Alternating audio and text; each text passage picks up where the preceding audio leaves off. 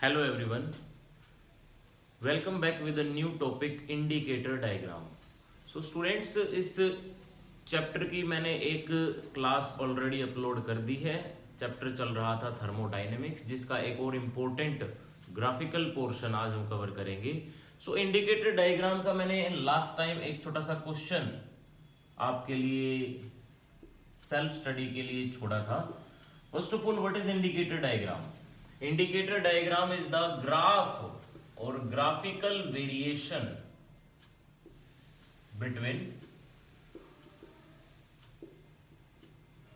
Pressure and volume. Pressure और volume के बीच का ग्राफिकल वेरिएशन ही इंडिकेटर डायग्राम को हम बोलते हैं. हाँ, तो एक जो छोटा सा क्वेश्चन मैंने आपके लिए छोड़ा था वो कुछ इस टाइप का था कि A B C and D ये चार ग्राफ्स हैं. चारों ग्राफ्स के अंदर कौन सा ग्राफ किस थर्मोडायनेमिक प्रोसेस को आइडेंटिफाई करता है?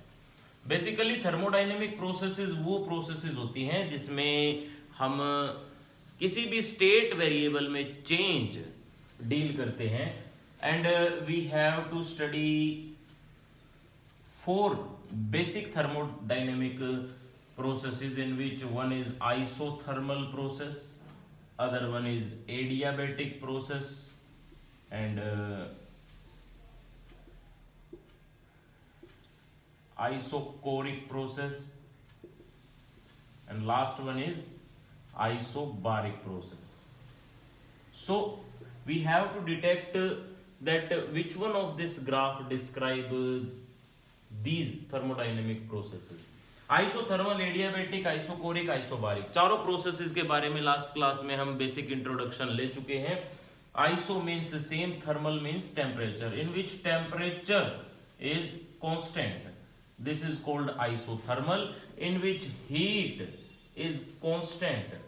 This is called adiabatic. In which volume is constant is called isochoric, and in which pressure is constant is called isobaric process. So students, इनके लिए एक थर्मोडायनेमिक इक्वेशन भी सेट कर रखी थी हमने. थर्मोडायनेमिक इक्वेशन क्या होती है? थर्मोडायनेमिक इक्वेशन होती है स्टेट वेरिएबल्स के बीच का रिलेशन, जिसमें कि आइडियल गैस की इक्वेशन हमने डिटेक्ट करी थी. PV is equal to nRT, है ना. PV is equal to nRT.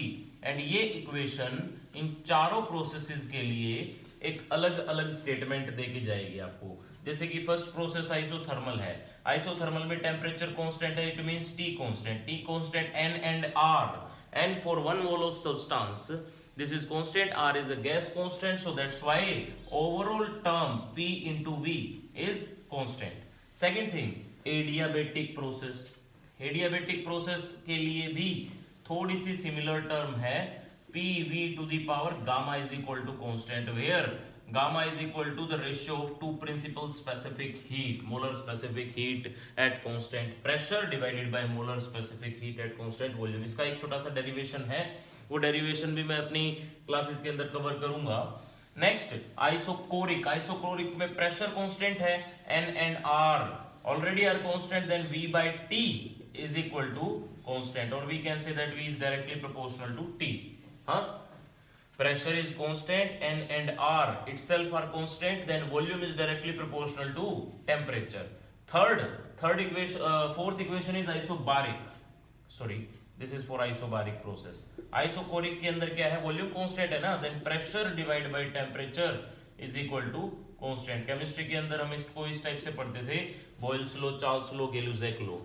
But यहाँ पे हमें अभी फिलहाल इंडिकेटर डायग्राम का जो कंसेप्ट चल रहा है उससे हमें ये तो समझ में आ गया होगा कि इंडिकेटर डायग्राम आइसोथर्मल और आइसो एडियाबेटिक प्रोसेसेस के लिए है, क्योंकि इन्हीं में प्रेशर और वॉल्यूम की वेरिएशंस आप एक इक्वेशन के थ्रू या ग्राफ के थ्रू चेक कर सकते हैं.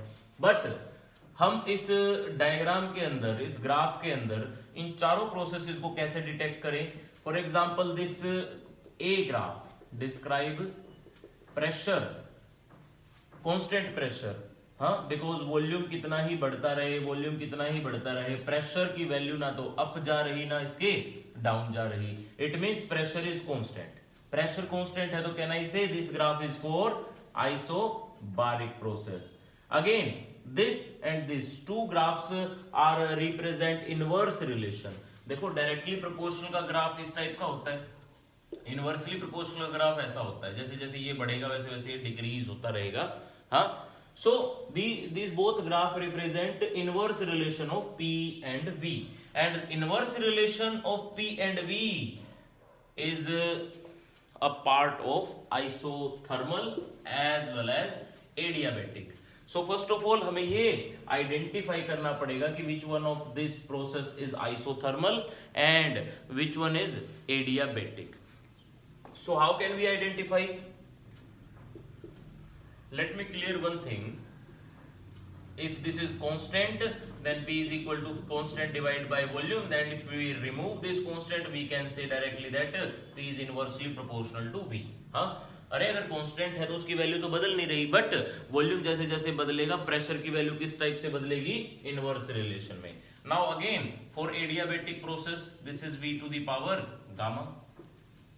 Pressure is inversely proportional to volume in one and pressure is inversely proportional to volume to the power something constant.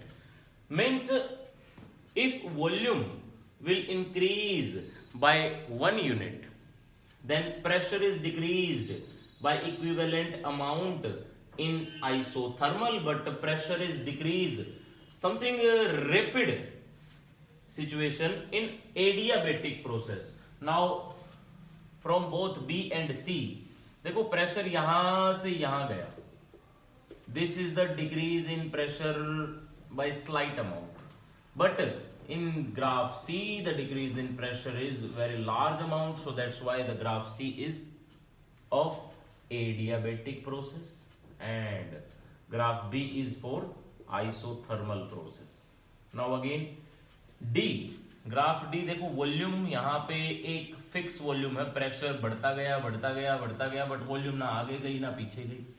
ये एक तरह से जैसे मैंने बोला था प्रेशर कुकर है, प्रेशर कुकर के अंदर क्या होता है, वॉल्यूम लगातार कांस्टेंट रहती है, and if volume will remain constant pressure will increase increase increase. So this type of graph represent isochoric process. Understand? तो एक तो कंसेप्ट ये फिनिश होता है क्या, आइसोथर्मल, एडियाबेटिक, आइसोकोरिक, आइसोबारिक को आप पहचानोगे कैसे, बाय यूजिंग इंडिकेटर डायग्राम। हमारे नेक्स्ट जो टॉपिक्स आने वाले हैं उनके अंदर हम इंजन पढ़ेंगे, and every type of engine have a particular indicator diagram. For example जो आपको एक कार नोट इंजन पढ़ना है, उसका जो इंडिकेटर डायग्राम है वो कुछ इस टाइप का बनता है, इस टाइप का बनता है। अब इस कारनोट इंजन के अंदर ये एरोज ऐसे है। अब एरोज का भी अपना ही एक रोल है।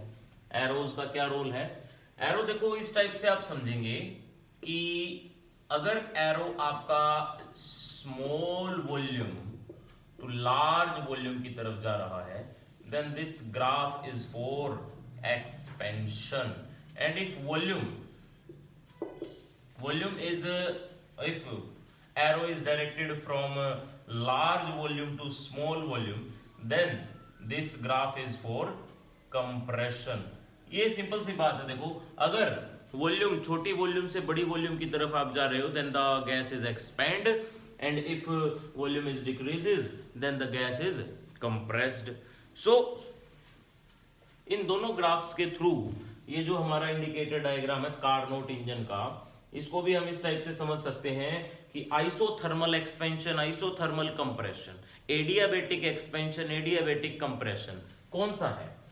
इस ग्राफ के अंदर ये जो पहले वाली लाइन है, this is what isothermal expansion. Arrow किस तरफ गया, इंक्रीजिंग वॉल्यूम की तरफ गया। हाँ, ऐसे ही ये भी इंक्रीजिंग वॉल्यूम की तरफ जा रहा है, but rapid change. Rapid change है तो graph number second is called adiabatic expansion. Now again This is for compression because volume is decreasing, volume decreasing. So graph number 3rd represents isothermal. Rapid नहीं है, rapid ये वाला है. Rapid decrement in volume is this, and normal decrement is this. So this is for isothermal compression, and this graph is for adiabatic compression. So students, एक चीज यहां से clear है कि अगर कोई चीज सडनली कंप्रेस या सडनली एक्सपैंड होती है तो उसकी अंदर हीट दिए बिना भी टेम्परेचर का चेंज आता है. I repeat my words. अगर कोई भी गैस सडनली कंप्रेस या सडनली एक्सपैंड होती है तो उसके अंदर टेम्परेचर का चेंज आता है, बट बाहर से कोई हीट नहीं जा रही. फॉर एग्जाम्पल, आप किसी परफ्यूम की बोतल में से परफ्यूम स्प्रे करें थोड़ा सा. उस परफ्यूम स्प्रे करने के बाद आपको फील होगा, जो भी परफ्यूम चाहे गर्म दिनों में या ठंडे दिनों में या किसी भी टेम्परेचर पे, आपका रूम टेम्परेचर किसी भी टेम्परेचर पे है, आपको जैसे ही वो आपके हाथों पे हिट करेगी परफ्यूम, वो क्या ठंडी ठंडी फील होगी. वो ठंडी क्यों फील हो रही है? बिकॉज एकदम से जो 180 ml की बोतल है, जितने ml की भी बोतल है, उसमें से कंप्रेस्ड गैस एकदम से एक्सपैंड होके बाहर आ रही है. So that's why it feels cool. And one more example, हमारे रेफ्रिजरेटर के अंदर लगातार यही प्रोसेसेस चलती रहती है. रेफ्रिजरेटर हमारी गाड़ी का एसी या फिर हमारे घरों में जो एयर कंडीशन लग रहा है, वो हर एक चीज में यही प्रोसेस बार बार रिपीट होती है. जो भी हमारी फ्रीऑन गैस है, क्लोरोफ्लोरोकार्बन, वो हमारे रेफ्रिजरेटर के अंदर इस टाइप से एक ट्यूब सिस्टम बाहर की तरफ और सेम इसी टाइप से ट्यूब सिस्टम रेफ्रिजरेटर के अंदर भी होता है. तो होता क्या है उसके अंदर, यही सडन एक्सपेंशन. गैस जब भी रेफ्रिजरेटर के अंदर जा रही है तो वाया कंप्रेसर, कंप्रेसर क्या करेगा, मान लो 10 मिनट में 2 मिनट कंप्रेसर चल रहा है, तो उन 2 मिनट में कंप्रेसर एकदम से कंप्रेस्ड गैस को क्या करेगा, गैस एक्सपेंशन वॉल्व में से सारे रेफ्रिजरेटर के अंदर जो एडियाबेटिक वॉल्स हैं उनके अंदर ट्रांसमिट हो रही है. अंदर की हीट बाहर नहीं जा रही, बाहर की हीट अंदर नहीं आ रही, बट फिर भी सडन एक्सपेंशन से वो गैस क्या कर रही है, अपने आप को कूल कर रही है. और वो गैस आपके ईटेबल्स मटेरियल के अराउंड है. हाँ, ऐसा नहीं है कि गैस के अंदर, फ्रिज के अंदर वो गैस ओपनली स्प्रेड हो रही है, नहीं, वो ट्यूब्स के अंदर ही स्प्रेड हो रही है. बट वो ट्यूब्स इतनी ठंडी होती हैं कि आपका जितना भी खाना, उसका इवेपोरेटेड पोर्शन है, वो सारा धीरे धीरे हीट की फॉर्म में एक्सट्रैक्ट कर लिया जाता है वहां से. हाँ, और फिर वो 8-10 मिनट बाद गैस क्या करेगी, कंप्रेसर दोबारा पीछे की पोर्शन से, पीछे की जो इन वॉल्व से ये जो ट्यूब पीछे की तरफ वहां से खींच लेता है. वहां से जब खींचेगा तो वो गैस उन ट्यूब्स के अंदर हीटेड फॉर्म में आएगी. क्यों? बिकॉज खाने का मटेरियल जो भी थोड़ी बहुत हमारी heat in term of condensation, evaporation जो भी रिलीज करता है, वो सारी हीट के कारण ये गैस कैसी हो चुकी है, अब हॉट हो चुकी है. वो सारी कंप्रेसर क्या करेगा, इस ट्यूब में कंप्रेस करके दोबारा से फिर आपके रेफ्रिजरेटर के अंदर भेजेगा. तो वो पीछे से सारी हीट जिस फॉर्म में रिलीज होती है और जिस स्टेप्स से रेफ्रिजरेटर चलता है, वो भी सारी चीज हम थर्मोडायनेमिक्स के अंदर सीखेंगे. अभी फिलहाल हम आइसोथर्मल और एडियाबेटिक, ये 2 रिएक्शंस, 2 इक्वेशंस थर्मोडायनेमिक की पढ़ने वाले हैं. Because indicator diagram represents pressure and volume variation. Okay, one thing is clear that if sudden expansion or sudden compression is there, then the process is adiabatic. If normal expansion or compression in which heat transfer takes place, जैसे कि अभी मैं बोल रहा हूँ, बोलना मतलब sound waves are the longitudinal waves. Longitudinal है तो compression rarefaction, compression rarefaction suddenly चल रहा होगा. हाँ, और अगर सडनली चल रहा होगा तो उस कंप्रेशन में हीट और एक्सपेंशन में हीट, यहां से जैसे ही मैं जितनी ज्यादा तेजी से बोलूंगा, अगर ये आइसोथर्मल प्रोसेस होती तो यहां से कंप्रेस्ड जो भी फॉर्म में हमारी लॉन्गिट्यूडनल वेव आगे मूव करती तो वो हीट अप होके बाहर निकल रही होती. हाँ, बट ऐसा नहीं होता नॉर्मली. सो दैट्स व्हाई हम ये कह सकते हैं कि वो कंप्रेशन और रेयरफ्रैक्शन सडन होता है. सडन होता है तो उसमें हीट का एक्सचेंज होने का मौका ही नहीं मिलता. सो दैट्स व्हाई. अच्छा, इसका एक छोटा सा एग्जांपल ये भी है कि हम एयर को जब एक्सहेल करते हैं, एक तो ऐसे सडन एक्सहेल करें, ऐसे फूंक मार के, उस समय जो ठंडी एयर है वही जाएगी, हाँ, हीट एक्सचेंज होने का टाइम लगा नहीं, बिकॉज अंदर का टेम्परेचर तो गर्म है ना, बट फिर भी हमने जब सडन एक्सहेल किया एयर का, वो ठंडी एयर ही हमारे हाथों पे जाके लगी। बट जब हम स्लो एक्सहेल करते हैं ऐसे केस में हमारे हाथों पे थोड़ी वार्मनेस फील होगी। क्यों? बिकॉज हीट एक्सचेंज हो रही है, वो इतना ज्यादा सडन प्रोसेस नहीं है। So now second thing from indicator diagram, second important thing from indicator diagram is that अगर आपके पास इस टाइप के दो ग्राफ आ जाते हैं, दोनों ही इनवर्स रिलेशन के हैं, इस टाइप का या ऐसा, तो आप एक मिनट में पहचान लोगे कि this is adiabatic change and this is isothermal change. Now one mathematical portion is there in this graph is that if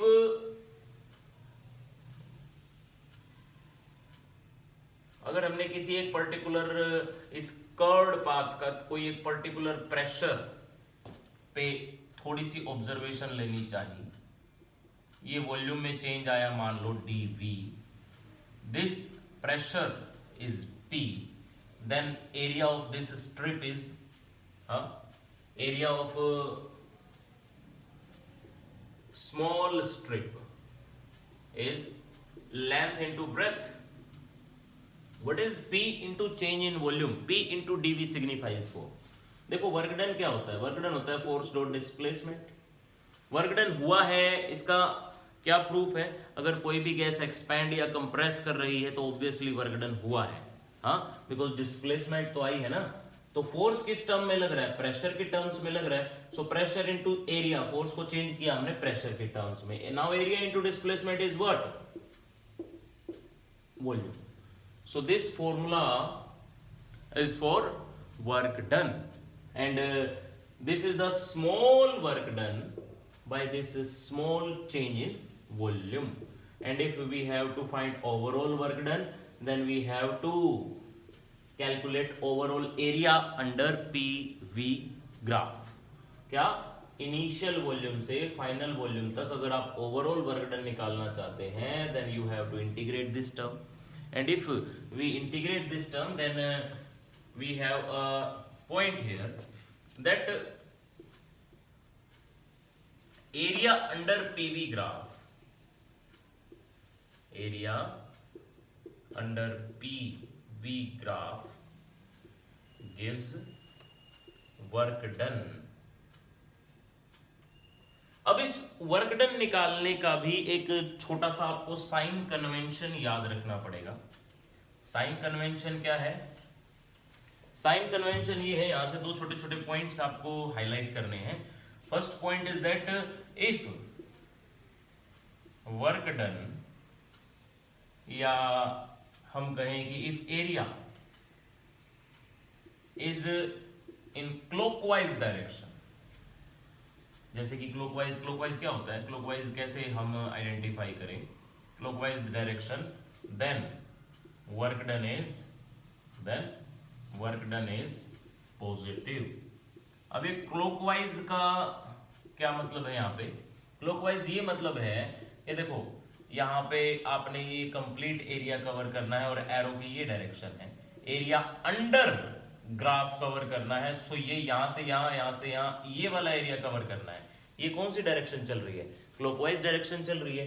but अगर यही ग्राफ होता कंप्रेशन का, मींस अगर एरो इस डायरेक्शन में होता तो ये ग्राफ का एरिया आप इस टाइप से डिस्क्राइब करते, और अगर इस टाइप से डिस्क्राइब करते तो ये क्या चल रहा है? ये एंटी क्लॉकवाइज डायरेक्शन चल रही है। बट बच्चे इसमें इस टाइप से कंफ्यूज होते हैं कि सर ये एरो इस डायरेक्शन में है तो ये क्या बन गया? ये तो एंटी क्लॉकवाइज बन गया सर। और अगर एंटी क्लॉकवाइज बन गया तो एंटी क्लॉकवाइज तो बताया था नेगेटिव आता है, क्लॉकवाइज पॉजिटिव आता है। But students we are not finding area above the graph, we have to find area under the graph. So we have to move like this. नीचे का एरिया निकालना है, ऊपर का एरिया नहीं निकालना है। ऊपर का एरिया निकालना होता तो हम इसको इस टाइप से फॉलो करते, but now because area under graph निकालना है, so that's why we have to follow this graph like this और like this. Okay, so clockwise और एंटी क्लॉकवाइज डिपेंड करेगा नीचे के एरिया की। यहां पे एज ए दूसरा पॉइंट लिखना है, area if area is in anti clockwise direction,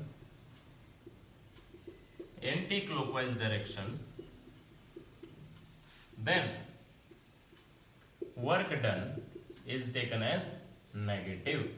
अब इसी से रिलेटेड एक थ्योरेटिकल कंसेप्ट भी यहां पे ओपन होता है कि गैस एक्सपैंड हो या गैस कंप्रेस हो, दोनों ही केस में वर्क डन निकला है, बट जब ऐसा हुआ एरिया क्लॉकवाइज चला, इट मींस ऐसा एरो था, एरो राइट हैंड साइड था, तो वॉल्यूम बढ़ रही थी।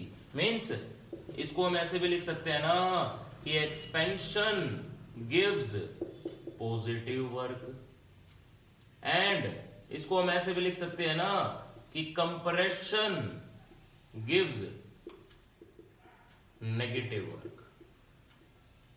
क्लियर? सो ये इंडिकेटर डायग्राम का दूसरा कंसेप्ट है, जिस कंसेप्ट पे बेस्ड आपके एनसीईआरटी में भी क्वेश्चंस दिए हुए हैं।